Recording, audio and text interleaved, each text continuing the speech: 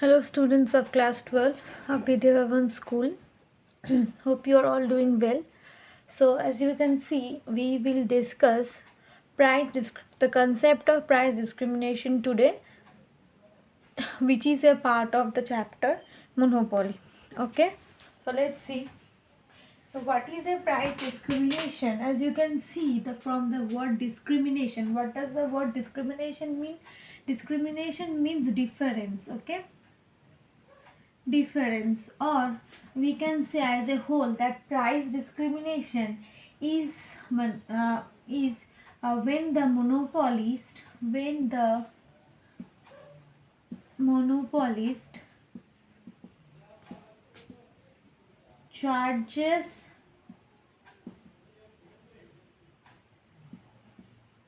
different prices for what? Different prices for different units of the same product. Okay, so this is price discrimination. Now this price discrimination can happen in many situations. Okay, so this price discrimination can happen in many situations. Okay, but this price discrimination can only exist where?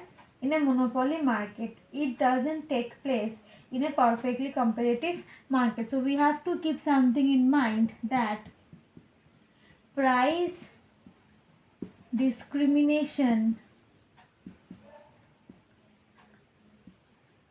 is not possible. Where it is not possible?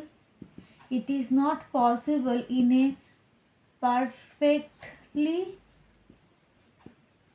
competitive market. Now why it is not possible in a perfectly competitive market? Because as you know, there is a large number of buyers and large number of sellers, and everyone knows the price at which it is being sold in the market. So they take the price as given. Okay, so there are, you can say, large number of buyers and sellers. Okay, and everyone knows the price at which the product is being sold, and both of them, you can say, both of them, there are large number of buyers and sellers, and both of them take the price as given.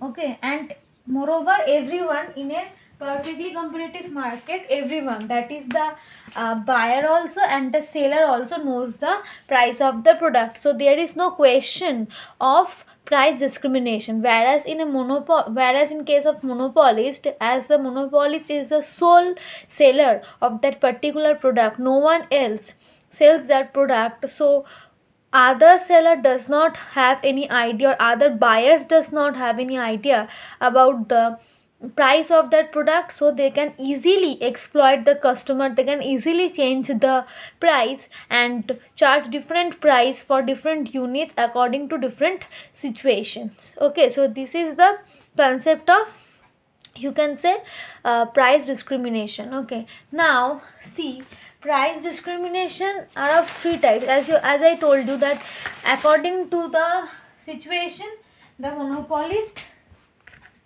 differ their price. So price discrimination can be of